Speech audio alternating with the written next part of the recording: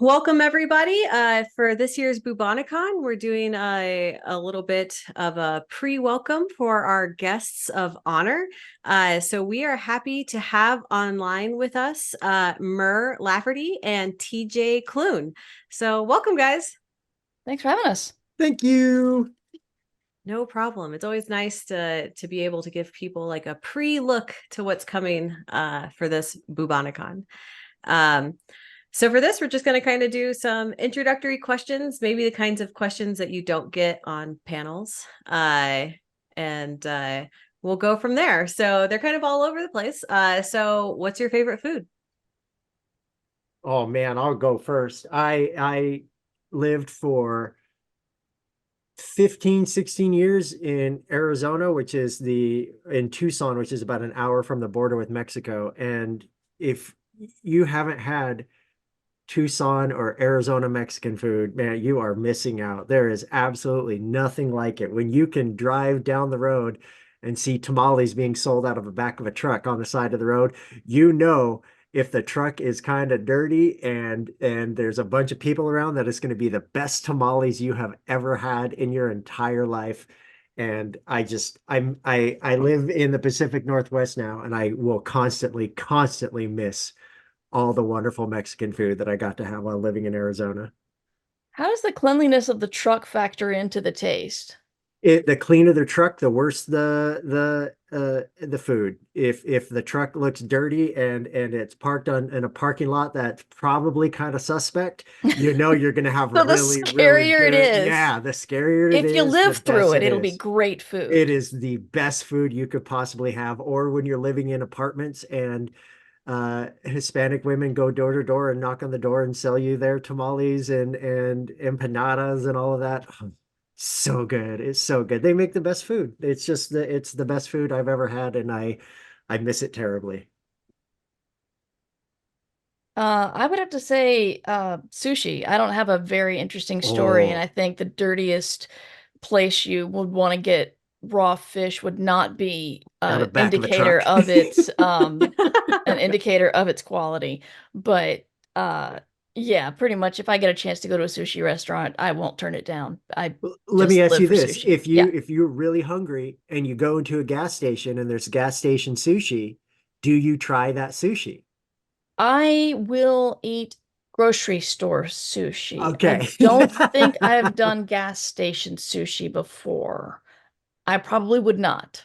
I No. do have some standards. I do like really, good quality fish and things. So I yeah, probably not. I have a tendency to go to gas stations just to buy gas station beef jerky wherever we go. If we're on road trips, the biggest thing I have to do is stop at a gas station so I can find local beef jerky out of the plastic bag that tastes really gross, but for some reason I'm addicted to it. Have you ever been to Western North Carolina and gone Hmm. to a little gas station that has pickled eggs in a big Oh yeah, jar? or in a barrel. They have pickles Uh-huh. in a barrel and stuff like that. Yeah, Pickles in a barrel, pickled eggs. one of my So best friends lives in Winston-Salem. So I okay. get to go there all the time and see all of the fun stuff that they have in the South. Yep. Yep. I never ate the pickled eggs. I did travel with a friend once and she went for the egg and I'm like, what is happening? I did not know people actually bought those and ate them. You've And never she tried did. it? No, I no. see when there's stuff weird like that, I have to try it, even if I know it's going to be gross. So I've had those before, and it was pretty gross. I am not a very adventurous eater, so I don't think I would try pickled eggs from a gas station. That Really? sounds I have a tendency to try something that I've never tried before on my birthday, just so I can say I tried it. I tried escargot on my birthday one time, and I was pleasantly surprised how delicious escargot was, Hmm. aside from the fact that they give you those tweezer things to pull it out of the shell, which is Yeah. not very good when you're trying to eat food. yeah. I so our next question up is what kind of music do you enjoy? Mur, what do you got? I am a nerdy child of the 80s and really just got into alternative music at the time. um, and still get like independent sounds, alternative stuff. I over the pandemic, I got very, very into the uh, I don't even know what you call it, just the band, the garages that formed during lockdown with people from all over the world forming, making music together, and they would do some alternative music, and then they sat in their Discord and thought, hey, wouldn't it be funny if we did a sea shanty album? And then they did a sea shanty album, and then they thought, you know, it would be really funny, country, and then they did a country album, and they just I can't even tell you what genre they are. They're experimental, and just I don't know what it was, but listening to them over the lockdown and pandemic stress was very, it just made me happy through lockdown. It was weird and chaotic and very creative, and I loved seeing people do that, so I became a big fan. And I also like humor music, Weird Al. I'm the one who knows all the Weird Al lyrics to the popular songs, but not the popular song lyrics. What's your And favorite Weird Al song? oh gosh, White and Nerdy comes up. Yeah, that's a good one. I can't perform it in karaoke. It's too fast. But if I'm doing karaoke, it's Amish Paradise. But also like a lot of the bands that post to the Funny Music Project, the Fump, like Devo Spice, Worm Quartet, Carla Ulbrich. So yeah, I like funny musicians. I am currently in the middle of a decade-long love affair with Florence and the Machine, and I will Mm. always be in a decade-long love affair for however long it goes on with Florence and the Machine, because Florence Welch is I think one of the greatest musicians, and I've gotten to see her live a couple of times, and it's just the Ooh. coolest thing in the world. Absolutely. There was just one part where she just was singing and running through the audience all around and still singing. I'm like, how do you do that? How is that possible? But I also tend to love music from the 40s, 50s, and 60s. I love Buddy Holly, the Big Bopper. I love Elvis. I love Dinah Shore. All the old music that I listen to. I grew up listening to records. We always had a huge record collection, and that has stuck with me because there's something about music now, and you can listen to any song you want, and it's all produced within an inch of its life, and there's nothing wrong with it whatsoever. But when you listen to records, there's always the pop and the hiss and the crackle underneath, and it makes the voices sometimes sound otherworldly. And I love listening to records because I don't think there's a better way to consume music. I related to music. So you're both obviously writers, novelists. Do you listen to music while you're writing? And if you do, is that different from the kind of music you normally enjoy? No, I don't. I have a tendency to make very vast playlists when it comes to the books I'm writing. For example, the sequel to The House in the Cerulean Sea, Somewhere Beyond the Sea, that playlist is like 700 songs long. And it's just, I add stuff into it all the time when I'm researching before I start writing. And then when I start writing, I continually add songs. And then when I'm not writing, I take that playlist with me wherever I go. And if I'm shopping or doing chores or out walking my dog, I'm listening to it just to keep me within that world. And it just they get way too expansive. There's times when I'm like, do I really need to add another 10 songs to the hundreds I already have? But it's what I do to keep me in the worlds that I'm writing in. I found that How about you, Mur? while writing, in the act of writing, I like soundtracks because they kind of evoke an emotional response with me, but I don't get distracted by words. Favorite soundtracks are The Force Awakens, Yeah. Mad Max, Yeah. and the latest Tron movie. Um, to get inspiration, I find it usually with They Might Be Giants, the aforementioned garages, and um, Clipping, the hip hop band that's experimental. Um, they I don't make playlists. I always think I should, but I can point to a bunch of songs and say what effect they had on what book. I can pretty much clearly point out various things. So, um, Have you ever released a playlist for one of your books? I don't think I have. I think I thought about making one and then just kind of dropped that ball. But do It's people fun. enjoy It's it? yeah, it's fun. I do one for every one of my books, and I usually it usually takes me a very long time because I only pick like 10 to 15 songs out of the Out hundreds of the that I've 700? selected. Yeah, and then I post little snippets of lyrics that mean something for the book that I love in relation to the song, and then I'll make that soundtrack and I'll put it up on like Spotify or something like that, and people can just listen to everything all at once. And they seem to like it, but at the same time, it is so much work on Yeah. top of everything else to do something like that. Yeah. I've thought Yeah, about it. I do enjoy listening to soundtracks that are epic when I'm doing chores because then it Mhm. makes Yeah. mopping feel like, you're throwing the ring Like the into Mount Howard Doom. Shore Lord of the Rings soundtrack Yes. and doing stuff like, yeah, Yes. absolutely. So speaking of inspiration, what authors have inspired you guys over the years? Mur, who do Um, you w- have? when I, whenever people ask me questions like this, my first thought is going completely blank and wondering what books are. So I actually made, I don't know why. But I made a list Ooh. today. I'm prepared. And what's really funny is I wrote four names and then realized that the person who's been most influential to my writing, I've internalized so much I don't even think about him, and that's Douglas Adams.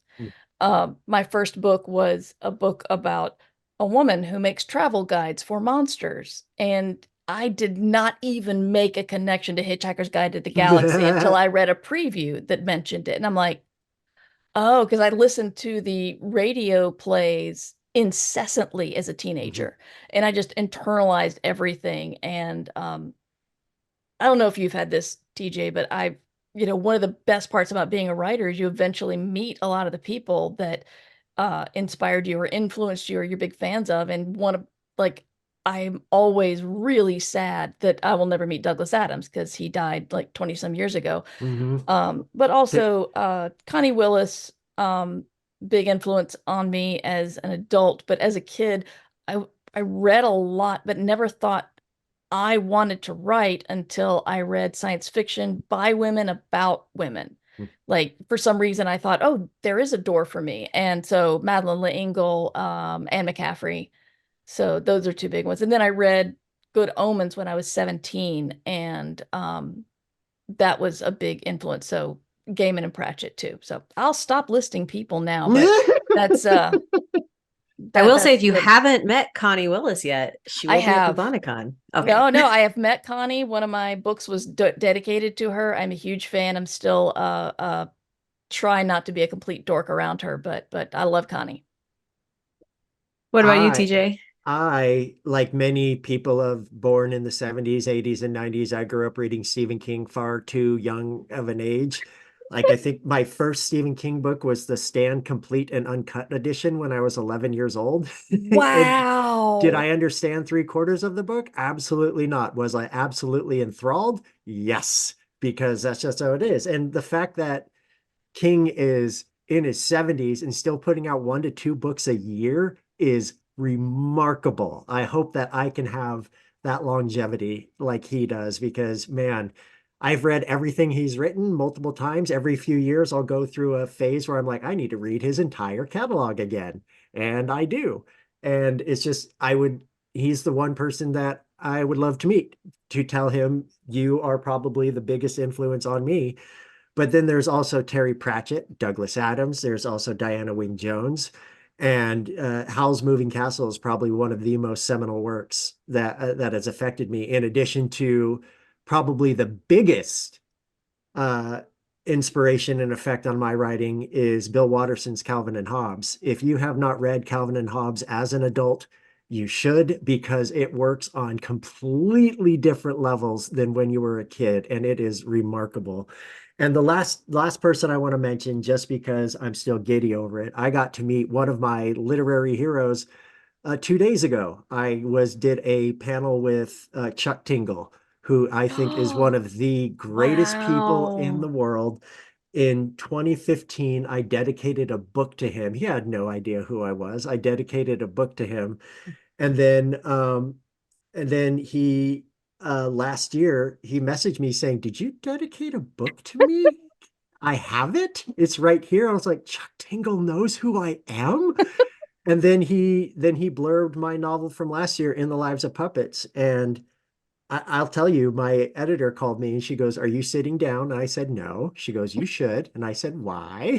She goes, "Just sit down." And I sat down. She goes, "Just to let you know, Chuck Tingle has read In the Lives of Puppets and he loved it and he's going to blurb it." And I burst into tears because Chuck Wow. Tingle and Stephen King are my up theirs. And it's just meeting him in person, when you meet your heroes, you're always like, oh, are they going to be good people? Yeah. One of the loveliest human beings I have ever met in my entire life. He is grand. He is wonderful. He is everything I hoped he would be. And he's also laid back and very chill. And I had a blast. I was starstruck the whole time. There's the video of that is probably going up online for that event. And most of the time I'm just staring at him slack-jawed going, wow.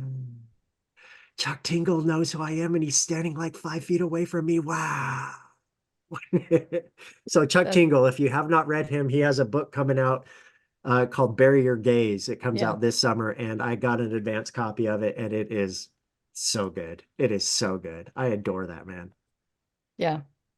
I find that It- most authors are pretty nice when you meet them. So it's Yeah, nice that that 99% of the time, everybody's just like, I'm happy to be here. And it's yeah. wonderful. And then you have a person like Chuck who is like this gravitational pull. Everybody just kind of turns into moons around him and circulates around him just because he's so Chuck Tingle. I gotta say, TJ, when you talked about reading Stephen King too young, I was wondering when the latest It movie came out, if my uh, kid who's in college would be into it or old enough to watch it. And then I thought, how old were you when you read it? Or And saw the 90s version, the miniseries yeah, but version I'd of it with read it Tim several Curry. times. Yeah, I oh, had me read it too. several times before the miniseries, but I was just like, yeah, I read a lot of King way Yeah, too young. right.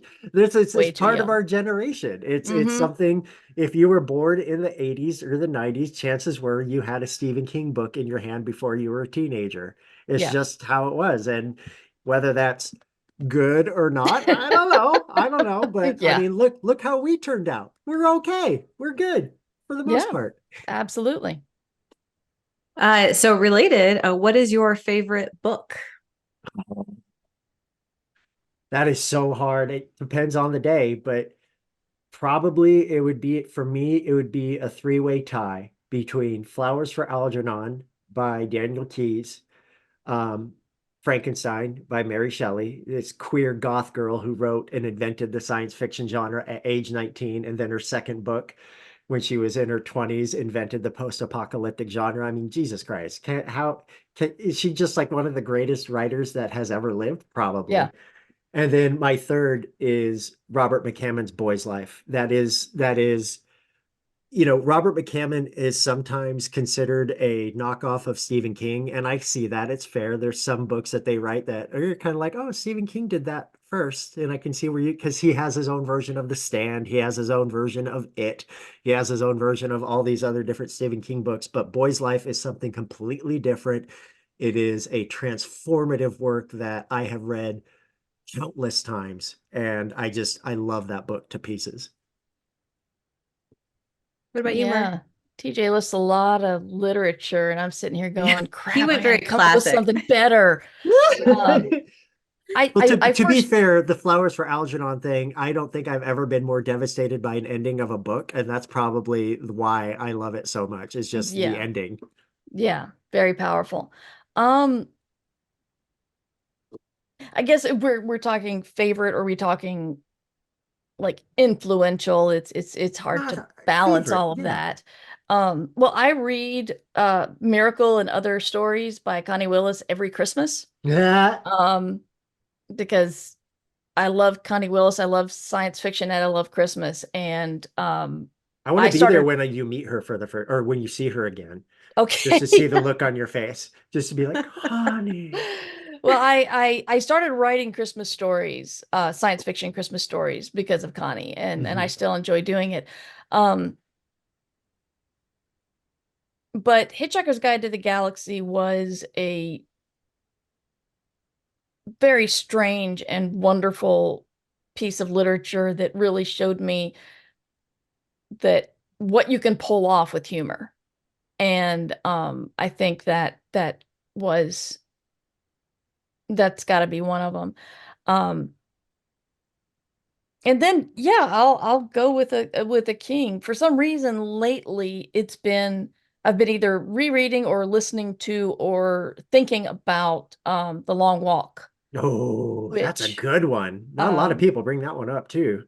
yeah, it's got a lot of weird, like there's some homoerotic Mhm. themes. There's and you know, I'm not really good at picking up on themes sometimes, and I had to have Cameron Hurley go when I was saying I still don't quite get the ending, and Cameron Hurley's like, Mur, it's the Vietnam War. And I'm like, everything makes sense now. It's subtext. And I was very embarrassed, but now I can like read it again and go, okay, okay, yeah, I get it. I get Mhm. it.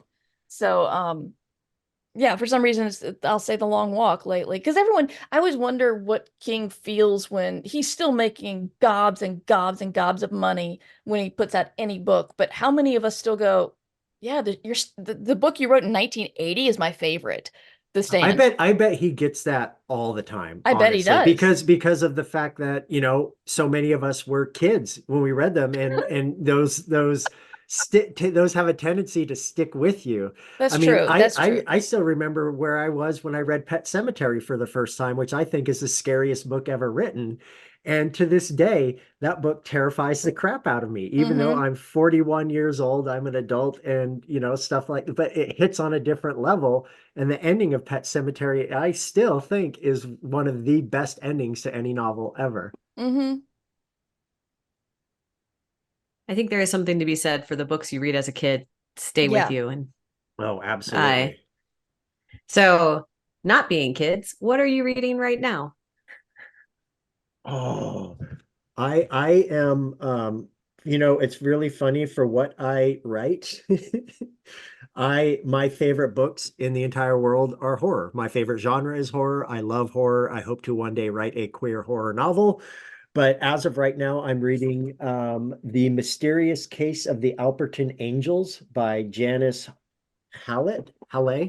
It is an apostolatory novel, almost like a found footage film about a true crime author who is trying to investigate a cult that ended with the deaths of some of the cult members. And it's just getting weirder and weirder and weirder as it goes on. I recently just finished House of Leaves for the first time, which, if you have not read that book, it's a book that you can only read in a physical copy because you have to turn it sideways, upside down, turn it all manner of different which ways to read it. And it just blew my imagination in ways that it just shows how different ways to tell stories. There's not just one way to tell a story. It can be words on the page, front, middle, back, beginning to end. That's great. But sometimes you can go on side quests. Sometimes you can go in weird, different directions. And I want to try doing something different with my writing because of that. I'm reading a couple of arcs for blurbs or for I have a podcast where I interview writers and need gonna have some writers on. I'm going through Wally Talabi's Convergence Problems. Um, I think that's the title of it. I'm very bad with titles. I buy short stories and I forget the titles of the short stories I buy for the magazine. But just, you know, in my own defense. So I'm reading Stranger at the Wedding and I'm reading Made for You. Stranger at the Wedding is a thriller, and Made for You is sort of a Black Mirror, uh, uh, a synthetic woman gets on a reality love show. So to Ooh. go to try to get married, and it's told in like the then and the now, and so you find out like soon you find out they are married and they have a child and things are very bad, and then it goes back to the reality show glitz, and so that's getting pretty interesting. And I'm always listening to something. Currently it's Written in Blood, which is a Midsummer Murders uh book by Caroline Graham, excuse me. And uh that's Midsummer Murders are so weird. The books are even more weird than the TV show. It's just, and they play everything straight. You get someone crushed by a forklift with relish. You get someone who's dies by trebuchet throwing wine at him. I mean, and the detectives are always 100% straight. They're just like, okay, well, this is what happened. And I love that about this very weird place. Everyone just talks about every single murder like it's just that's the next thing we got to solve, no That's matter how fun. weird. That's fun. Yeah. So, Midsummer Murders is actually a good segue into our next question, which is what movies and television shows are you currently enjoying? I am I go through this thing where I go through phases, and it's usually me watching BritBox or Acorn TV British crime shows because I love where everything is dour and raining and there are no guns and people have to solve crimes. And when people face the suspects, they usually have to reach for weapons around them and not automatically pull out a gun and nobody's going to shoot them. But lately, I have ADHD, so it can be hard for me to focus on subtitles on foreign shows. But I've been working on that a lot because I have found Netflix has a glut of Scandinavian or European crime mystery shows that there's dozens upon dozens of them. So right now I'm in the middle of a Swedish crime thriller. I just finished a Nordic crime thriller, and I'm kind of learning Swedish now. I understand some of the words as it goes on. I'm like, is this happening? Am I going to turn Swedish and do all this? It's just, I love mystery, crime, scary, all that. And I'm learning to love foreign language versions of those shows too.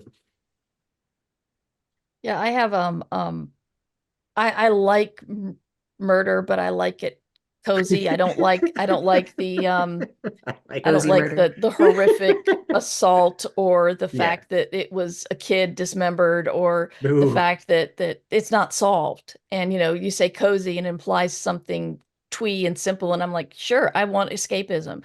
So you said ADHD. It's really funny. I've been learning. I like thought I knew about ADHD since I'd been diagnosed with it, but it's like I learn more and more. Like if you're somebody who likes finds a song you like and must listen to it for 10 Over and times, over and over again, and that's then you get that sick of it. Yeah. that's the brain. That's our Mhm. brain. It's not that I'm weird, Nope. our brain. And so what I do is I often find a TV show I like and then I start watching it, often in the background when I'm doing other things, but I watch it from beginning to end, and I'll do that more than once. I've done it with like Friends, Buffy the Vampire Slayer, Schitt's Creek. I recently did it with Total Drama, the cartoon that came out of Canada, the fake reality show, and now it's Midsummer Murders. But with new stuff, I'm watching the surprisingly gory Fallout, It's so because good. I finished it's it a great. couple It's of days ago. I haven't Because finished I it love yet the because Fallout games. I adore those. I've played every single Fallout game, and this show is just mwah, chef's yeah, kiss.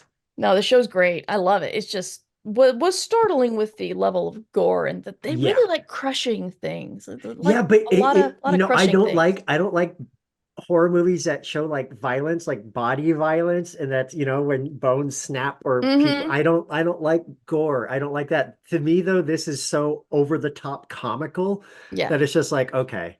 I Yeah. see what you're doing with that. So it kind of lessens the thing. But yeah, they do like crushing things under boots. Yes, and in Like in like hands and mechanical hands. skulls. Yeah. Yeah. And my husband's gotten me addicted to the British game show Taskmaster, No, which is good. very silly. And I am very late to the party, but I'm also watching and reading Death Note. Hmm. That's all. I that's a lot. So Yeah. I'm currently hardcore marathoning 911, which is not the kind of show I normally watch, but Is that the one where the guy just randomly, his character just randomly became queer and kissed a dude, and it was all like, "Hey, we're queer now," and I'm like, "Oh, cool." Is that the show? yes, yes, Oh, that okay. is the show. So Well, good for I them. that's I am enjoying it, but it's definitely a silly show. So all right, what is your favorite movie? Mur, do you know yours off the top of Like, your head? I'm it's hard to say favorite. Um, but I'm gonna say in 1999, my husband said he wanted to see this movie called The Matrix, and I Nah. did not know anything about it. Nothing. Didn't know a damn thing about it. I knew I liked Keanu Reeves, and knew I liked sci-fi, and that's all I knew. And we went, and it blew my freaking mind. And I still remember how that felt. And I don't know if like the more cyberpunkish look of it has, I don't think any of that's like gone into my work, but I still have that very clear memory of what the Matrix meant to me. And then, I was 4 when Star Wars came out, so that always has to make all sorts of impressions on me. But the Matrix is always like, I haven't seen it in years. I don't watch it incessantly, but I still remember how I felt when that, and I saw it several times in the theater. So I would probably say The Matrix, probably. What'd you think of the fourth one, the I most actually didn't recent? see it yet. Oh, you haven't? I'm ashamed.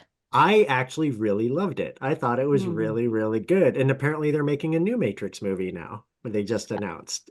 I don't know if TJ gets this, and I'm sorry for the tangent, but sometimes when a sequel's coming up and you think, okay, well, as a storyteller, I know X, Y, and Z happened, so I'm expecting A, B, and C to happen in the sequel. Mhm. And they don't Don't do do that. that. And the world says it's a crap movie.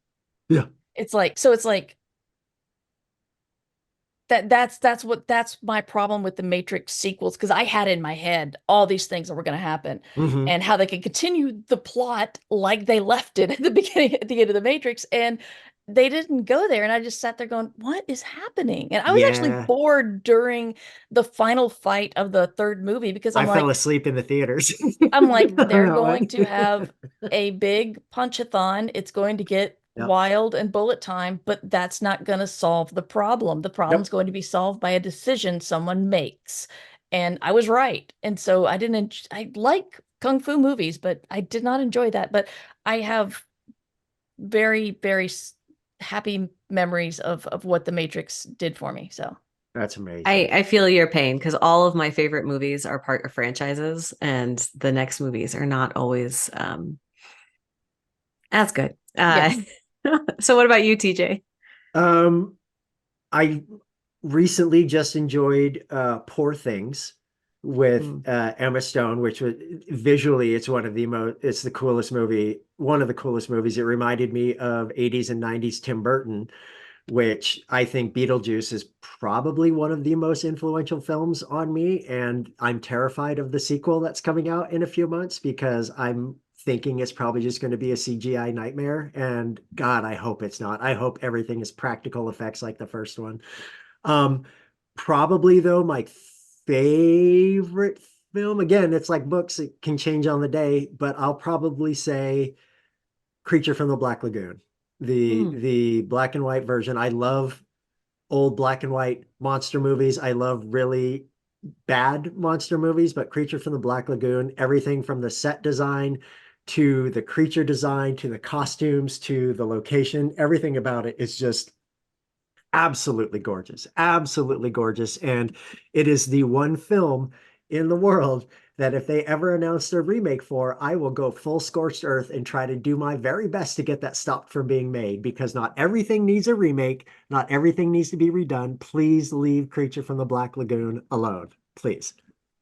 Have you read Mallory O'Mara's book about the lady from the Black Oh Lagoon? yeah, absolutely. Okay. Yeah. Wonderful. It's what everything about it is wonderful. Yeah. All right, so back to writing. The next question is, when did you know you wanted to be a writer? When I was 6 years old. When I was 6 years old, I began carrying notebooks around me, writing stories that were basically amounted to fan fiction of me and a video game character from Metroid called Samus Aran, who we would go around. You didn't know when you were first playing the game. All you knew is you were a space marine with a gun for an arm shooting aliens. And then at the very end of the game, the character takes off their helmet and reveals you've been playing as a woman the whole time. It is the coolest reveal. And I loved it so much that I began writing stories about me and Samus going around fighting aliens and killing them and saving the world. And it really just ballooned from there. I'm one of those people who's very lucky to say that I grew up doing exactly what I wanted to do. I feel like it was 8th grade, but my father has shown me stories that I wrote much younger. So 8th grade is just when I remember writing something that I thought was amazing, and then I realized was trite as hell. But you know, I was young, so that's what's supposed to happen. I wrote fanfic for Fred Saberhagen's Books of Swords before I knew what fanfic was. Yep. Because I was mad that the 2 of the swords got destroyed in the whole epic story of the swords, so I wanted to bring more swords out, so I started writing about more swords. Yeah. I love it. I love it. I love you talk to so many writers, and at the end of the day, whether or not they realize it's fan fiction, so many of us got our start writing something about works that already existed, putting ourselves or our characters into a canon that already exists. And I just love how that still is true today. And the fact, so there can be no equivocation, fan fiction is a necessary and vital part of literature. Fan Absolutely. fiction writers are just as valid as any other form of writer. And I hope that people realize that, because you know, you have the literati who turn up their nose at the idea of fan fiction and blah, blah. Are you kidding me, man? I've read fan fiction that is better than published novels from big publishers. I have read fan fiction that gave me goosebumps because the writing was so good. Yeah. Fan fiction is amazing and a very valid part of the literature community. What I don't get is I read fan fiction to cry. There's so many sad ones. You read it and I'm just like, they're dead and I'm sad, and then they come back and it's better. Yep. There's first, I know 2 pro writers now who still write fanfic under pseudonyms. So they're still putting stuff on AO3. I don't understand why it's so bad for us when art students are taught by mimicking the greats. Yeah, it's their own version of fan fiction. Yeah. And so why are they supposed to study the way Monet used his brush and then try to replicate it, while if we try to figure out how Tolkien, well, I was going to say developed characters, but we wouldn't figure that out, but he didn't really do it. But we'll just figure out world building or something from a master. Then, you know, if we write in it, it's like, oh, that's fanfic, that's derivative, it's weak. So no, I am in full agreement. Fanfic's great, except, you know, understand the rules and understand that it technically is a copyright violation, and some author may tell you to stop. Yeah, and you know, there were you know, the biggest case of that would probably be like Anne Rice not liking people writing fan fiction of their works. But to me, if it's creativity, inspiring creativity, and it's helping these, you know, because fan fiction, I think it gets a bad rap because people consider it twee and you know, like you said, derivative, or they consider it a bastion of bad writers. But here's the thing, fan fiction, it can be a place for burgeoning writers not have to better their craft by not necessarily having to worry about world building, because the world has already been built and they can play with canon and get better at things like dialogue or blocking and movement. But in addition to that, so many queer people don't get to see themselves in canon media. Yeah. So they go into fandom or fan fiction to put queerness into these stories. And it's a place where queer writers get to see themselves in their work. So when people come down on fan fiction, I am one of the first people there to defend, because you don't know. Obviously, if you're talking smack about it, chances are you probably haven't even read any of it. Yeah. And if that's okay, you don't have to read it. But at the same time, fandom and fan fiction are very valid forms of writing. Yeah, definitely. All right. My kid reads fanfic of TV shows they haven't watched. Mhm. And so like they'll find yeah. a good piece I've of done that. fanfic, or someone will tell them like Hawaii Five-0 fanfic, really? Yeah. And they're like, oh yeah, it's really good. Oh wait, So you're probably talking about the new show. All I'm thinking about is old school Hawaii Five-0. I actually don't know. That would I be didn't get that. amazing if it was the old school version. Yeah. No, I'm There are actually some going to be writers. Go ahead. I'm going to be writing a fanfic story for Baldur's Gate for a friend for her birthday. So That's I'm amazing. looking forward to that. In my young adult series, The Extraordinaries, the main character is a fan fiction writer. And I wanted to write how 15, 16-year-olds write, very purple prose, very flowery, but I didn't want it to come across as me making fun or being condescending in any way, shape, or form. So what did I do? I plagiarized myself wholesale from my 13-year-old fan fiction that I still Wow. had, that was X-Files, Walter Skinner and Fox Mulder / fan fiction. And I just repurposed it and put it in the Extraordinaries book. So whenever you read those stories or read Nick's fan fiction within the world of this book, it's my fan fiction from when I was almost his age. And it felt right, because that's how I wrote when I was That's 13 excellent. years old. That's amazing. I was just going to say, there are some fan fiction writers that I will follow to any fandom, and Yeah, it doesn't absolutely. matter. It's like, I It's trust like these people. They write it's good like how I do stories. with authors that write within Yeah. different genres. They've given you, they've showed that they can do the work. So you want to follow them and see what they can do with different things. Absolutely. Oh, can Yeah. I say one more thing about fanfic? This blew my Please. mind, and I can't promise this is across the board, but I was on a Zoom. I was doing a virtual convention, and we were doing a panel about agents or something. An agent was on the panel, and he said that he actually read fanfic to find good writers, Mhm. which I could not believe. Real, I mean, I know agents who read fanfic for fun, but I don't know any who actually search for good writers in fanfic. So That's just another avenue to have open to find writers that may be undiscovered. I agree with you. I just could not see a professional agent agreeing with you. That's So amazing. That's yeah, amazing. because a lot of people say, don't you can't get your fanfic published, so you shouldn't send it to agents, which is pretty right. But the fact that they went there was just really what got me. And also Twilight would like a phone call, because that's Yeah.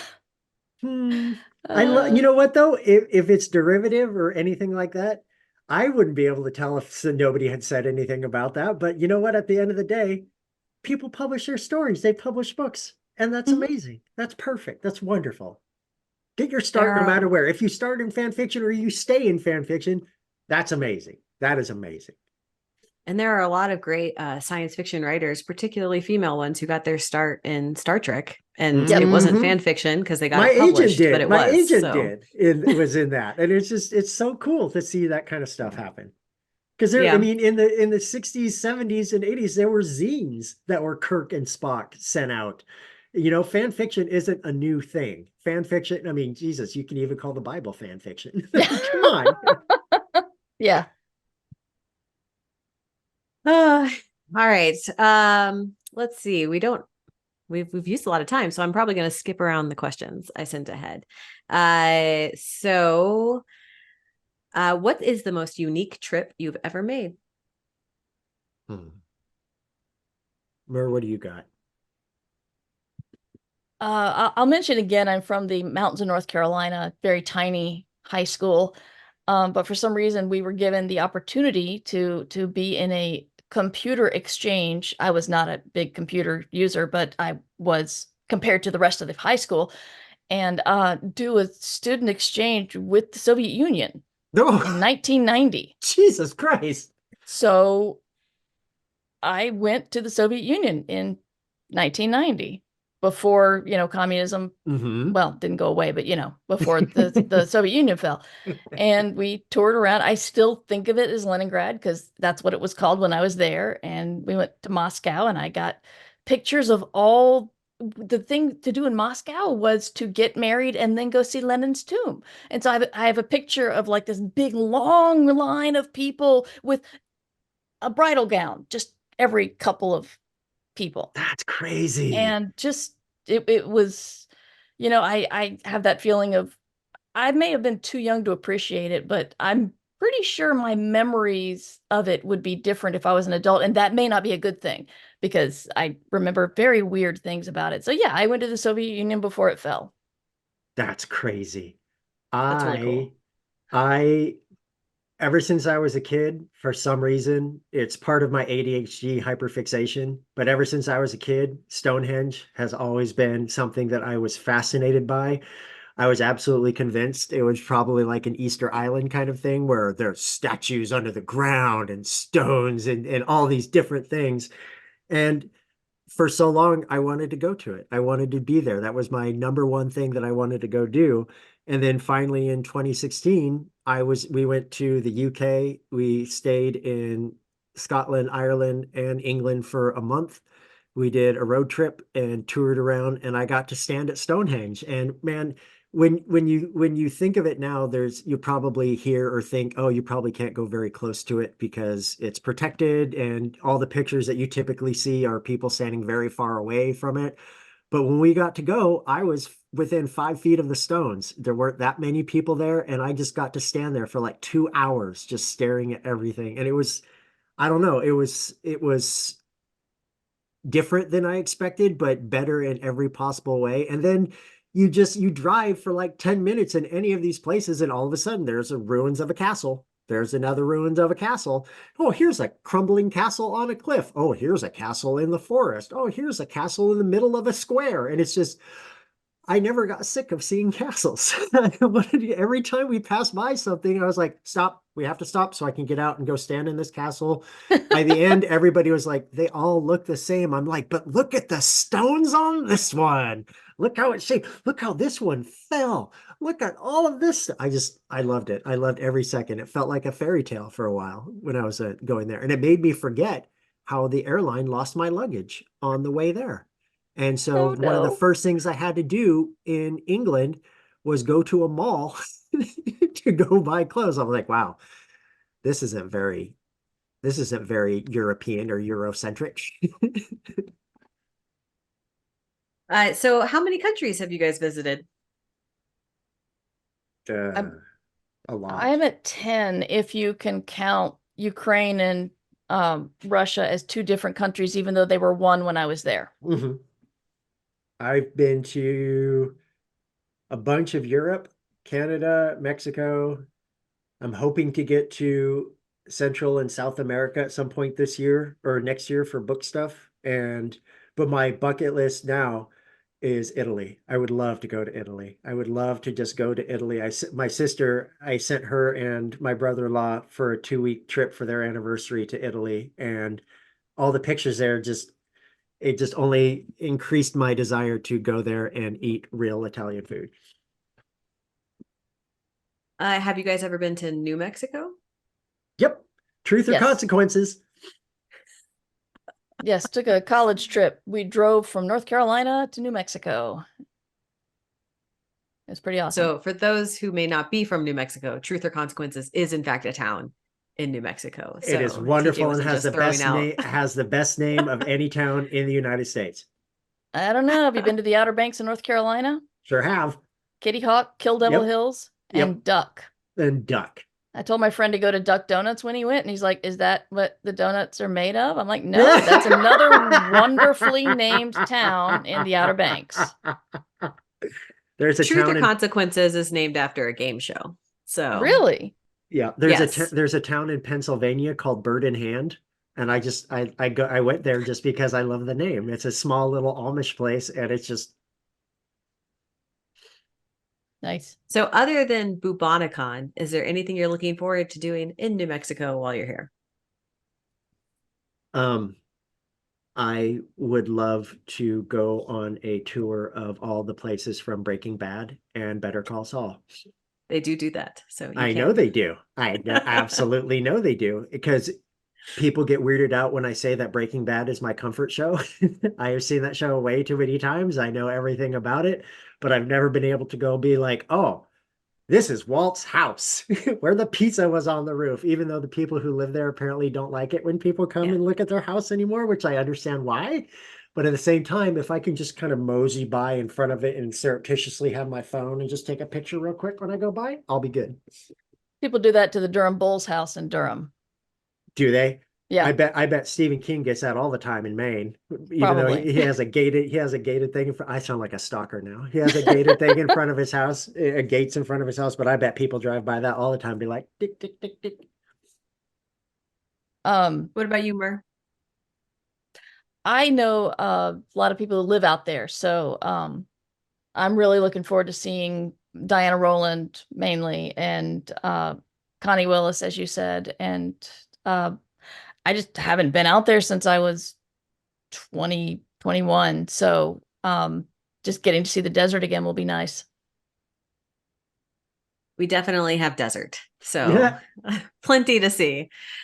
So speaking of Bubonicon, if a Bubonicon attendee only has time to read one of your books before the convention, which book should they read? I struggled with this one. Go Yeah, ahead, go TJ. ahead. Okay. The House in the Cerulean Sea, probably. A, because it's my most well-known, and B, because the sequel comes out in September, and C, if you just want to be hugged by a big homosexual blanket, it is for you.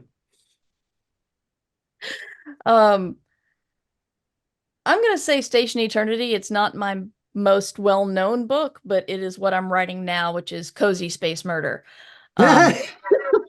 And I'm working on the edits for book 3, Infinite Archive. So, yeah, if you like Cozy Space Murder and a very big, powerful, yet not very intelligent, but very self-aware that she's not very intelligent, alien rock princess, then, give it a try. I liked all of those words in that order. Thank you.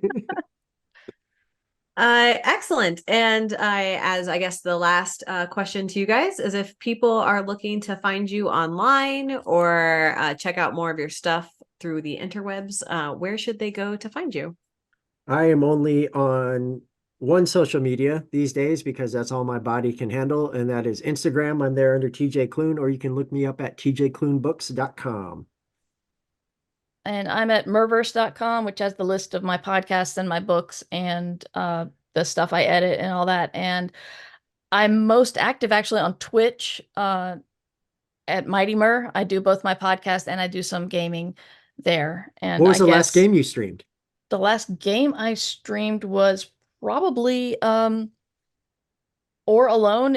I think it's called or Go Alone. I don't know. I don't think the name fits the game, but Mhm. it's a one person RPG about being a sentient sword who has been picked up and is really tired of the bloody lifestyle. So as you go, you need to remember your past and try to convince the person wielding you to maybe just hang you above the mantle and be done so you can retire. That's amazing. I love that. Yeah, I've been getting really into solo RPGs, but I also stream Baldur's Gate.